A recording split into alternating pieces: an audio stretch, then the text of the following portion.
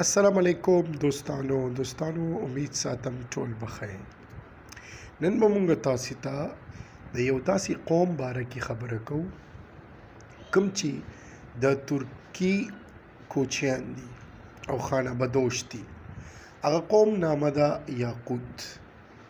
دا یو ډیر زوړ ترکی نسل والا قوم دی. د چا ژبه چې هم د ترکی ژبې سره ملاویږي.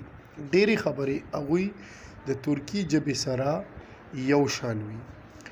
او دا قوم چې کوم دی دا په ساخا ریپبلیک یا یاقوت یا روس کې ژوند کوي. د دوی ژوند ډېر سخت دی. دوی د -1 درجه حرارت سره مخ کیږي. مطلب دومره یخوالی دی د دوی په دې ځای کې چې انسان هم بغیر د څه جیکټ بغیر د څه کرتۍ نه بغیر هم واوره نیسي. دومره یخ -1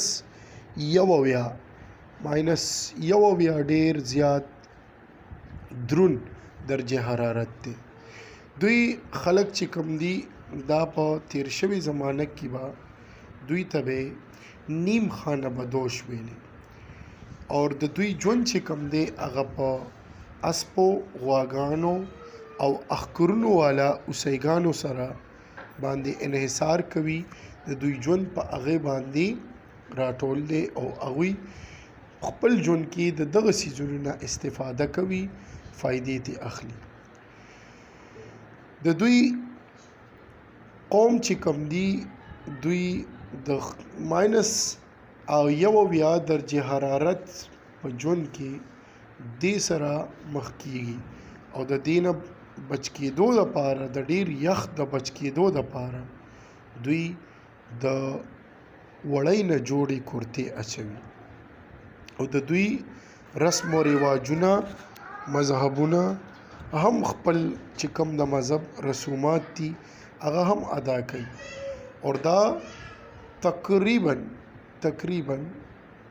ډېر د دوی چې کوم مشهور تهوارونه دي هغې کې یسیاخ دا د اصل کې ګرمیانو چې کله شروع شي ګرمینې آغاز کیږي هغه وخت کې دوی مناوي. په دې کې دوی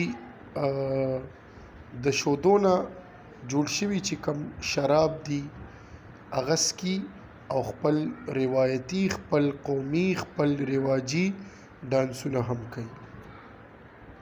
نو دا یو قوم دی اور د دې په اړه مې غوښتل چې معلومات درکم. امید ساتم ټول به ترې مزید